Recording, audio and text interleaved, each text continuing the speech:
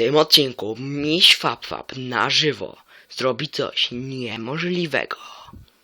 Otóż ojciec Misia Fapa wejdzie na samą górę góry zniszczenia.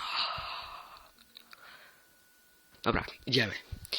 Zaczynamy. Let's start. Jesteś gotowy? Jestem gotowy. Nie byłem bardziej gotowy nigdy. Dobra, ruszamy. 1, 2, 3, 4, 5. Czegoś bardziej emocjonującego nie było chyba napisać nikt wcześniej. 6, 7, 8, 9, 10. Wszedł na samą górę. Już jest prawie. Sekunda jeszcze te kilka sekund. I jedną. I chciałem wam tylko powiedzieć, że to jest krótki filmik. Przepraszam, że nie grywam, bo mam problem z rapsem trochę. I tak ogólnie mam problemy takie, no nie warto mówić. Sorry, że nagrywam, także zobaczcie, jak będę miał jakiś czas, coś nagram. No, to była przygoda Misia Fap, więc już więcej nie mówię. Hejka!